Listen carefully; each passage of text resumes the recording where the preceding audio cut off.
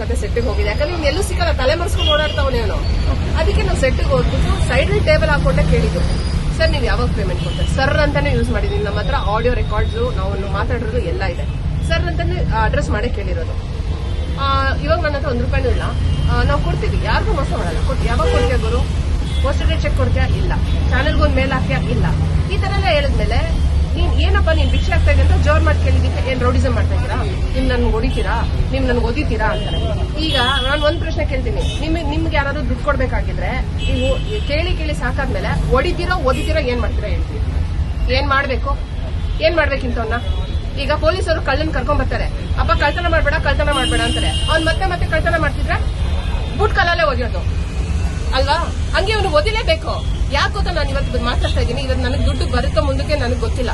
Okay, ನಾನು legal ಆಗಿ ಹೋಗ್ತೀನಿ, ಕೇಸ್ ಹಾಕ್ತೀನಿ. I don't know what is the consequences. But ಇಂಥ ಪ್ರೊಡ್ಯೂಸರ್ಗಳು ಎಕ್ಸ್ಪೋಸ್ ಆಗ್ಬೇಕು ಅಂತ ನಾನು ಬಂದಿರೋದು. ನಾನು ಎಲ್ಲ ಆರ್ಟಿಸ್ಟ್ ಪರವಾಗಿ ನಾನು ವಾಯ್ಸ್ ಆಗಿ ಮಾತಾಡ್ತಾ ಇದ್ದೀನಿ. ತುಂಬಾ ಜನ ಪ್ರೊಡ್ಯೂಸರ್ ಅಲ್ಲಿದ್ದಾರೆ ನೋಡಿ, ಯೂನಿಟ್ ಅವರೆಲ್ಲ ಯಾರಿಗೂ ಆಗಿಲ್ಲ ಪೇಮೆಂಟು. ಬನ್ನಿ ಮಾತಾಡಿ ನೀವು.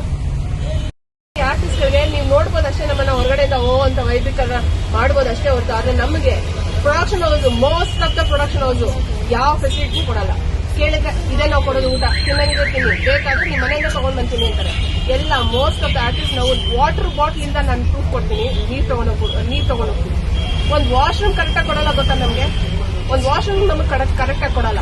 ಇಲ್ಲ ಅಂದ್ರೆ ನಮ್ಮ ಹೆಲ್ತ್ ಇಶ್ಯೂಸ್ ಆದ್ರೂ ಬಂದು ನಾವು ಕೆಲಸ ಮಾಡ್ಕೊಡ್ಬೇಕು. ಒಂದು ವಾಶ್ರೂಮ್ ಕರೆಕ್ಟಾಗಿ ಕೊಡೋದಿಲ್ಲ. ಇಲ್ಲ, ರೀಸೆಂಟ್ ಆಗಿ ಎಲ್ಲ ಆರ್ಟಿಸ್ಟ್ ವಾಶ್ರೂಮ್ ಇಲ್ದಿರಾ ಹೇಳ್ಬಾರ್ದು, ಬೈಲ್ ಕಡೆ ಹೋಗ್ಬಿಟ್ಟು ವಾಶ್ರೂಮ್ ಯೂಸ್ ಮಾಡ್ಕೊಂಡ್ ಬಂದಿದ್ದೀವಿ ಹೆಣ್ಮಕ್ಳು ಗೊತ್ತಾ? ಈ ತರ ಪರಿಸ್ಥಿತಿಯಲ್ಲಿ ನಾವು ಕೆಲಸ ಮಾಡ್ತಾ ಇದೀವಿ. ನಾವು ನಾವು ಎಕ್ಸ್ಪೋಸ್ ಮಾಡ್ಕೋತಲ್ಲ, ಯಾಕಂದ್ರೆ ನಾವು ಓಕೆ ಒಂದು ಸೊಸೈಟಿಲಿ ನಮಗೊಂದು ಮರ್ಯಾದೆ ಇದೆ ಅಂತ ಎಲ್ಲ ಸಹಿಸ್ಕೊಂಡು ಹೋಗ್ದಷ್ಟು ಇರೋದು ಜಾಸ್ತಿ ಆಗಿದೆ. ಇವಾಗ ನಾನು ಬಂದು ಮಾತಾಡ್ತಾ ಇದ್ದೀನಿ, ಓಕೆ ನಮ್ಮ ಆರ್ಟಿಸ್ಟ್ಗಳು ಏನಕ್ಕೆ ಹೆಸಿರೇಟ್ ಮಾಡ್ತಾರೆ, ನಮ್ಮ ಒಂದು ಪ್ಲೇಸ್ ಅಲ್ಲಿ ಇದೆ, ಇದೆಲ್ಲ ಕಟ್ಟಡಗಳು ಬಿಟ್ಬಿಡೋಣ ಅಂತ ಎಲ್ರು ಬಿಟ್ಟು ಇವ್ರು ಹಿಂಗ್ ಆಗಿರೋದು. ಒಂದು ಊಟ ನೆಟ್ಟು ಕೊಡಲ್ಲ, ಏನು ಕೊಡಲ್ಲ. ನೀವು ಹೇಳ್ತೀರಾ ರೀಪ್ಲೇಸ್ ನೀವು ಬಿಟ್ಬಿಟ್ಟು ಹೋಗ್ತೀರಾ ಅಂತ. ನಿಮ್ಗೆ ಗೊತ್ತಾ ಆಕ್ಚುಲ್ ರೀಸನ್ ಏನಂತ ನಿಮ್ಗೆ ಗೊತ್ತಿದ್ಯಾ? ನಾವ್ ಎಷ್ಟು ಕಷ್ಟಪಡ್ತೀವಿ.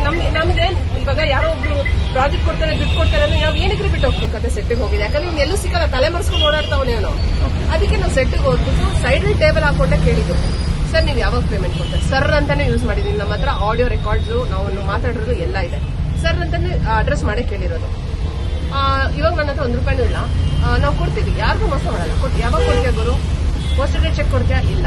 ಚಾನೆಲ್ಗೆ ಒಂದು ಮೇಲ್ ಹಾಕ್ಯಾ? ಇಲ್ಲ. ಈ ತರ ಎಲ್ಲ ಹೇಳಿದ್ಮೇಲೆ ಏನಪ್ಪ ನೀನ್ ಭಿಕ್ಷೆ ಆಗ್ತಾ ಇದೆ ಅಂತ ಜೋರ್ ಮಾಡಿ ಕೇಳಿದಕ್ಕೆ ಏನ್ ರೌಡಿಸಮ್ ಮಾಡ್ತಾ ಇದ್ದೀರಾ?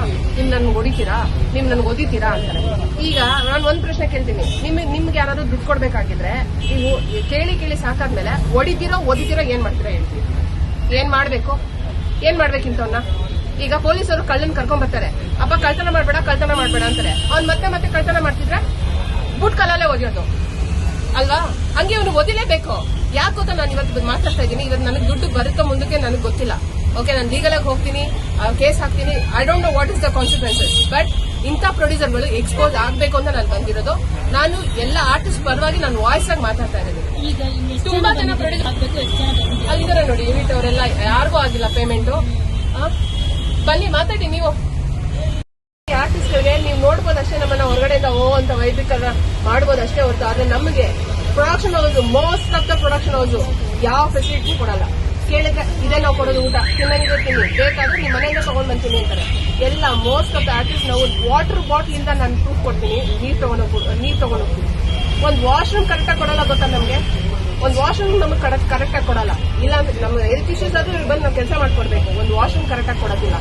ಇಲ್ಲ, ರೀಸೆಂಟ್ ಆಗಿ ಎಲ್ಲ ಆರ್ಟಿಸ್ಟ್ ವಾಶ್ರೂಮ್ ಇಲ್ದಿರಾ ಹೇಳ್ಬಾರ್ದು, ಬೈಲ್ ಕಡೆ ಹೋಗ್ಬಿಟ್ಟು ವಾಶ್ರೂಮ್ ಯೂಸ್ ಮಾಡ್ಕೊಂಡ್ ಬಂದಿದ್ದೀವಿ ಹೆಣ್ಮಕ್ಳು ಗೊತ್ತಾ? ಈ ತರ ಪರಿಸ್ಥಿತಿಯಲ್ಲಿ ನಾವು ಕೆಲಸ ಮಾಡ್ತಾ ಇದೀವಿ. ನಾವು ಎಕ್ಸ್ಪೋಸ್ ಮಾಡ್ಕೋತಲ್ಲ, ಯಾಕಂದ್ರೆ ನಾವು ಓಕೆ ಒಂದು ಸೊಸೈಟಿಲಿ ನಮಗೊಂದು ಮರ್ಯಾದೆ ಇದೆ ಅಂತ ಎಲ್ಲ ಸಹಿಸ್ಕೊಂಡು ಹೋಗ್ದಷ್ಟು ಇರೋದು ಜಾಸ್ತಿ ಆಗಿದೆ. ಇವಾಗ ನಾನು ಬಂದು ಮಾತಾಡ್ತಾ ಇದ್ದೀನಿ, ಓಕೆ ನಮ್ಮ ಆರ್ಟಿಸ್ಟ್ಗಳು ಏನಕ್ಕೆ ಹೆಸಿರೇಟ್ ಮಾಡ್ತಾರೆ, ನಮ್ಮ ಒಂದು ಪ್ಲೇಸ್ ಅಲ್ಲಿ ಇದೆ, ಇದೆಲ್ಲ ಕಟ್ಟಡಗಳು ಬಿಟ್ಬಿಡೋಣ ಅಂತ ಎಲ್ರು ಬಿಟ್ಟು ಇವ್ರು ಹಿಂಗ್ ಆಗಿರೋದು.